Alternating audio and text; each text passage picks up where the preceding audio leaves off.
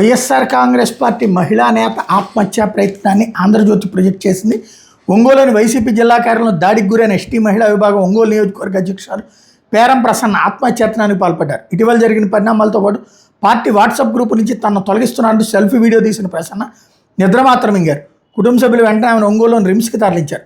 వైఎస్ఆర్ జయంతి సందర్భంగా ఈ నెల 8న ఒంగోలులోని వైసీపీ పార్టీ కార్యాలయం జరిగిన వేడుకల్లో వైసీపీ మహిళా నాయకురాలు మేరీ కుమారి ఆమె భర్త శివకుమార్ ప్రసన్న మీద దాడి చేసిన విషయం తెలిసిందే. ఆ తర్వాత తన తల్లిపై దాడి చేసిన శివకుమార్ మీద ప్రసన్న కుమారుడు మదన్ కుమార్ తన స్నేహితులతో కలిసి ప్రతిదాడి చేశారు. దీని మీద పోలీస్ స్టేషన్లో కేసు నమోదైంది.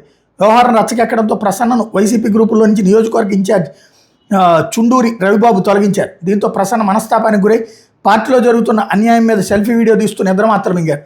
ఆ వీడియోలో ఒంగోలు వైసీపీ ఇన్ఛార్జ్ చుండూరి రవిబాబు నగరాధ్యక్షుడు శంకర్ మీద ఆరోపణ చేశారు. గిరిజన మహిళలను లక్ష్యంగా చేసుకుని వేధించారంటూ కన్నీళ్లు పెట్టుకున్నారు. ఏడాదిగా నన్ను మానసిక క్షోభకు గురి చేస్తున్న, పార్టీ కోసం పనిచేస్తున్న మహిళని కూడా చూడకుండా అసభ్యకరంగా ప్రవర్తించిన వ్యక్తులు ప్రోత్సహిస్తున్నాను, అనేక ఇబ్బందులకు గురి చేశారు. నేను ఈ విషయాలంటే పార్టీ అధినేత జగన్మోహన్ రెడ్డి దృష్టికి తీసుకెళ్తా అంటూ ప్రసన్న ప్రకటించారు. అసలు మొన్నటి నుంచి గొడవ జరుగుతుంటే పార్టీ ఏం చేస్తుందో అర్థం కాలేదు. ఇట్లాంటిది క్లియర్ చేసుకోవాల్సిందే కదా పార్టీ చేయాల్సిన పని.